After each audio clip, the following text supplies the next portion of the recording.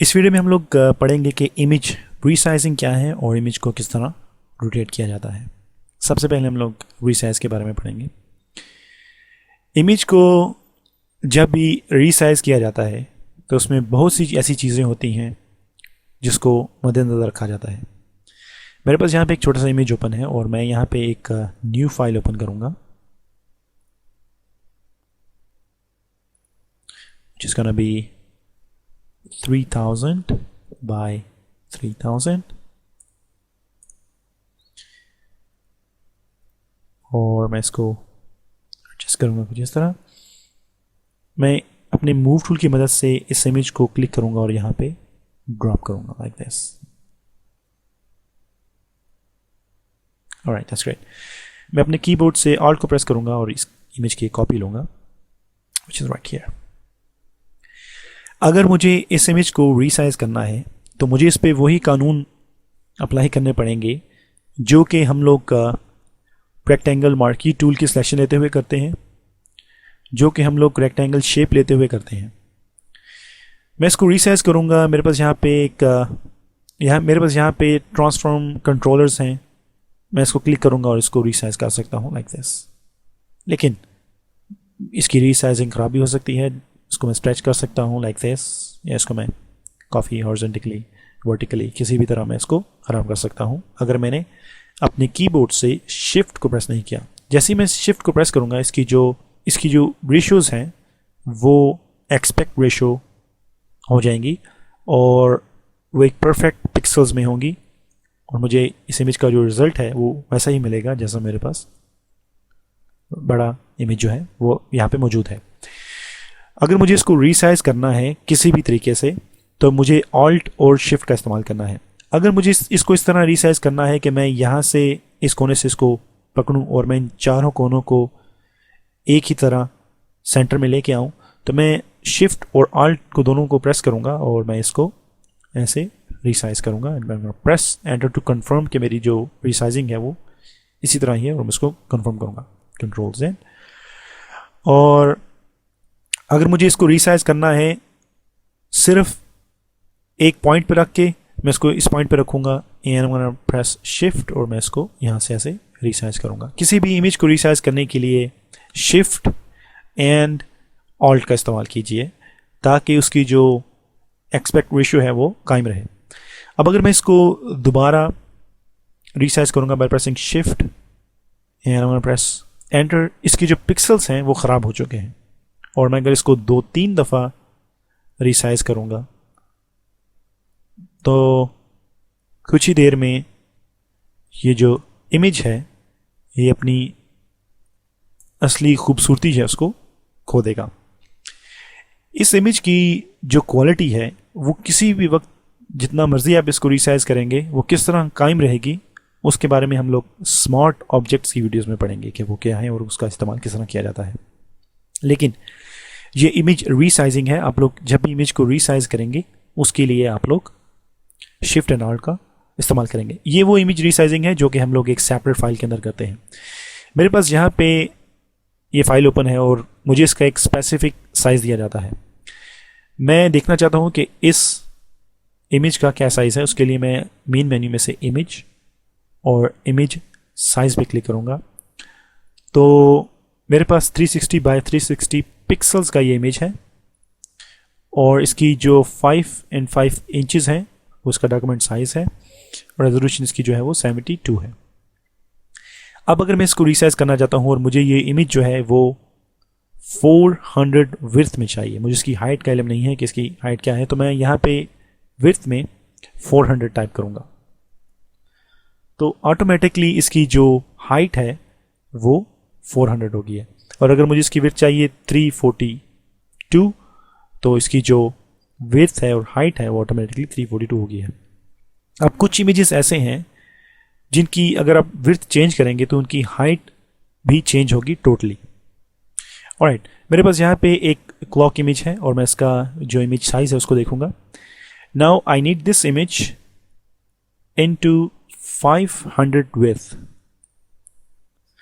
अब मज़े की बात यह है कि इसको किस तरह पता चला है कि यहाँ पे मुझे हाइट 375 मिलेगी। आई एम गोना प्रेस ओके। ये जो इमेज है इसकी जो एक्सपेक्ट रेशियो है, इसके जो पिक्सल्स हैं वो परफेक्ट एक्सपेक्ट रेशियो में है, ये परफेक्ट स्क्वायर में है। मैं कंट्रोल Z करूंगा, image and image size again. ये इमेज साइज है, इमेज को रीसाइज करने के लिए हम लोग इसका इस्तेमाल करेंगे। अब मैं यहाँ पे मेरे पास कुछ ऑप्शंस हैं जिनका मैं इस्तेमाल कर सकता हूँ। मेरे पास यहाँ पे एक ऑप्शन है कांस्टेंट प्रोपोर्शन, और मैं इसको अनचेक करूँगा और आप लोग देखेंगे कि यहाँ पे आपको चेंज नज़र आएगा।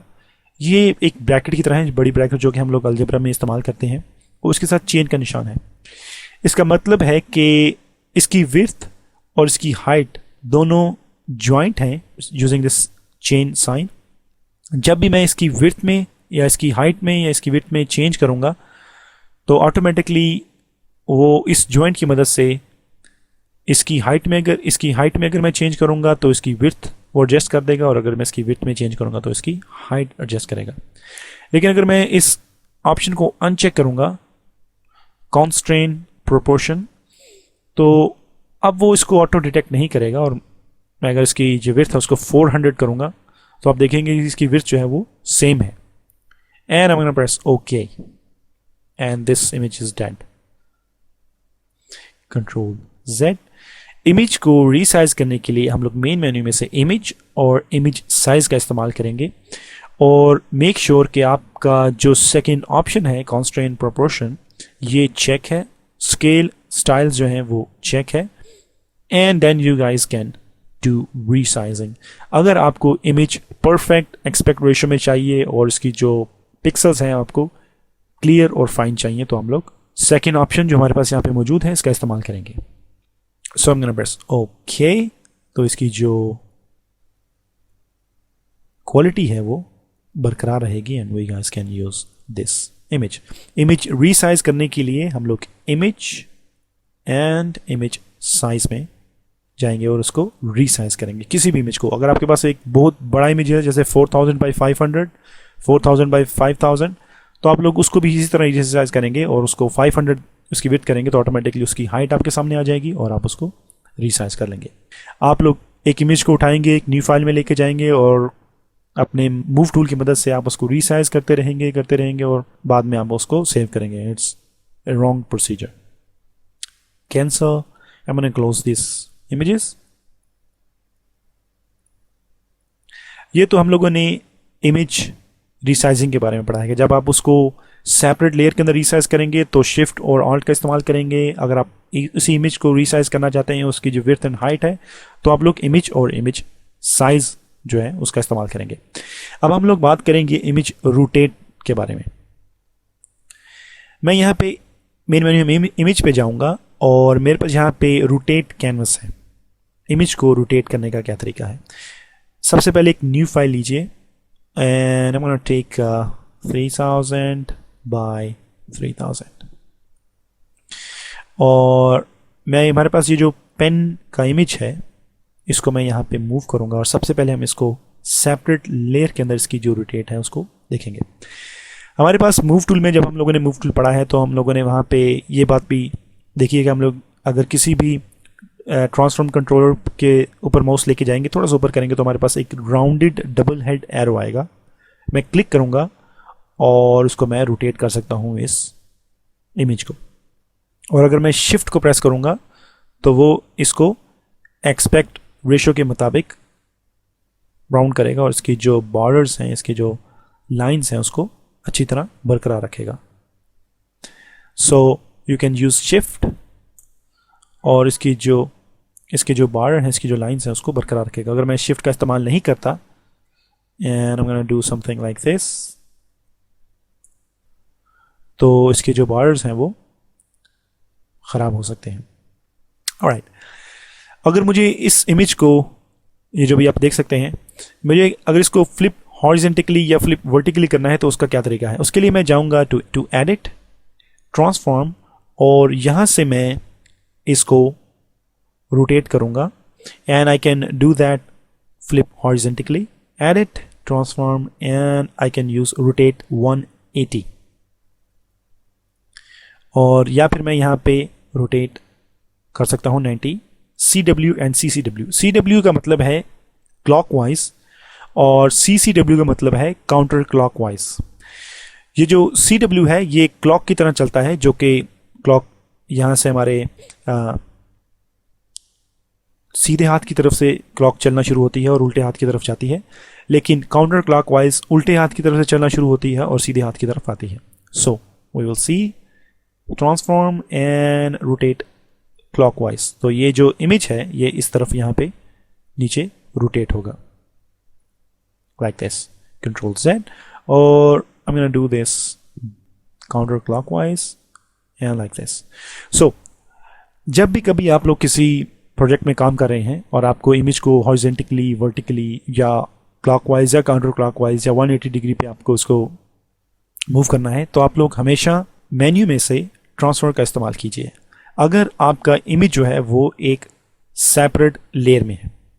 अगर मैं इस इमेज की बात करता हूं जो कि लॉक है और मैं यहाँ पे एडिट में क्लिक करता हूं, तो मेरे पास ट्रांसफॉर्म का जो ऑप्शन है ये काम नहीं करता, क्योंकि इसके लिए मैं इमेज में काम कर रहा हूं। ये हमारी लेयर है और ये जो है हमारा इमेज है। So I am gonna use image rotate, और यहाँ पे मेरे पास वही ऑप्शन अवेलेबल हैं जो कि मेरे पास एडिट ट्रांसफॉर्म में अवेलेबल थे जो मैं लेयर में काम कर रहा था। So I can use 90 degree clockwise and I can use 90 degree counter clockwise, या फिर इसको मैं एक रोटेट कैनवस दे सकता हूं लाइक 56 काउंटर क्लॉकवाइज, जो कि यहां से शुरू होगा like this. So I can do this. So automatically इसको रिसाइज करेगा और इसका जो रोटेट है उसको एडजस्ट करेगा, और आप अपनी इमेज को परफेक्टली रोटेट करके परफेक्टली उसका साइज लेके आप उसको यूज कर सकते हैं इनटू योर प्रोजेक्ट्स। कभी भी ये कोशिश ना कीजिए कि उसको स्ट्रेच करेंगे, उसको रिसाइज करने के लिए उसको स्ट्रेच करेंगे और शिफ्ट का इस्तेमाल नहीं करेंगे, उसको रोटेट करेंगे और ब्ला ब्ला ब्ला, तो आपका जो इमेज है उसकी क्वालिटी और ख़राब होती जाएगी। आप उसको परफेक्टली रोटेट करें, परफेक्टली उसको रिसाइज करें और उसका इस्तेमाल करें अपने किसी भी प्रोजेक्ट में।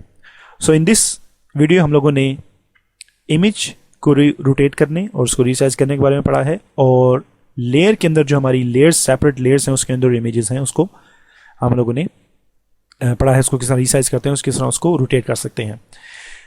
इस इमेज की जो पिक्सल्स हम लोगों ने देखे थे ख़राब हुए थे, उसको ठीक करने के लिए हम लोगों ने एक सेपरेट ट्यूटोरियल बनाया है which is smart object tutorial. मैं प्रेफर करूंगा कि आप लोग उसको एक बार देखिए और आप लोगों को स्मार्ट ऑब्जेक्ट्स के बारे में इंफॉर्मेशन मिलेगी कि वो क्या हैं और उनका इस्तेमाल किस तरह किया जा सकता है।